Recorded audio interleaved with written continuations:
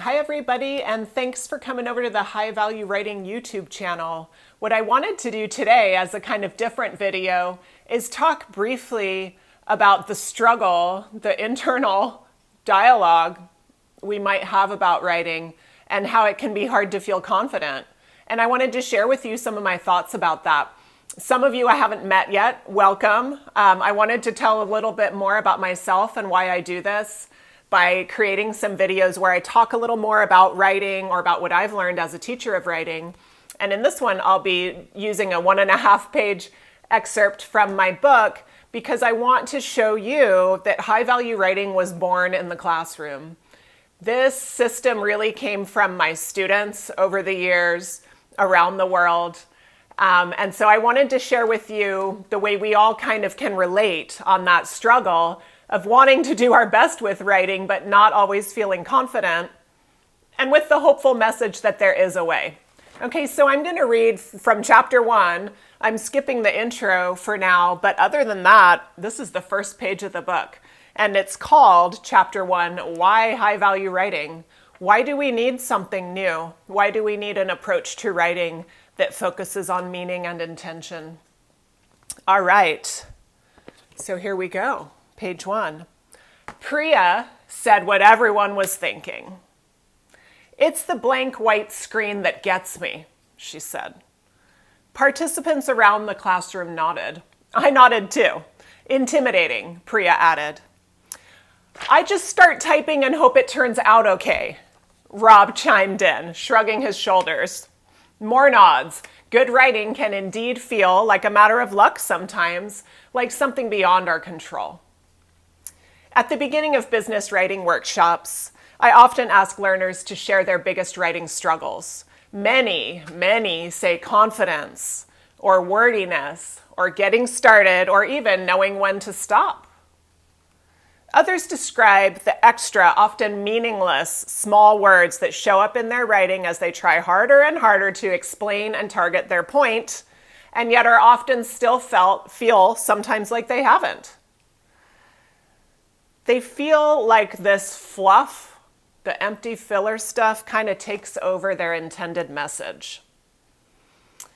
Many writers also struggle with adjusting their writing style for different readers. They know we can't write the same way for every reader, but choosing the right words, style, and order of thoughts for each reader can sometimes feel out of reach. I have faced these writing struggles, yes, and more, and so have my students and learners over the last 25 years. It's been fun. Overall, most of us just want our writing to be good or even correct, but it can feel like only the authorities get to pass that judgment. And who is that? The dictionary? A teacher? A supervisor? Side note, for another video, you know my big thing. There is not one correct way to write. So many of these concerns amount to one common issue then. We often struggle to feel ownership over our writing. We struggle to feel in control and in charge.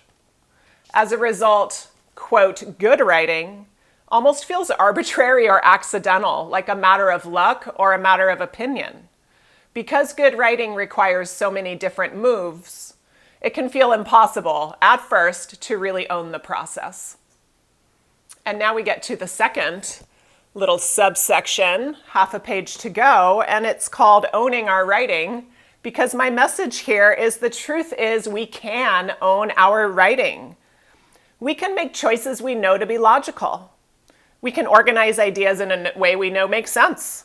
We can apply strategies very much on purpose towards a specific goal that we have at the time. We can adjust our word choice, our style, our tone, because we have decided to for a particular reason. In short, we can be intentional. And all of this goes a long way when it comes to writing with confidence. To feel confident about our writing decisions, we must understand ourselves as writers and understand the way words and communication work. We'll cover both of these concepts in this book because they go together. We need to understand how both writing and reading work so that we can get into the driver's seat with our writing and make intentional, independent, and confident writing decisions. All right, so there's our excerpt, and it's all about intention. Writing isn't random. And again, what I kind of threw in there is not one right way to write. If someone tells you you're writing wrong, that's not really a thing. Maybe you're not writing in the way that's best for the situation. There is a way that's best for the situation, but there's not one way that's right all the time. And so it comes down to our sense of purpose, the choices we make, the intention we use in our writing, and learning to do things on purpose and to feel in control. All right, so I'll be back soon with a couple more kind of clips from the book maybe, or just more of my own thinking from what I've seen from working with writers. But confidence is really what we're looking for. And the best way to get confident is to understand the process and to know that you're making choices on purpose.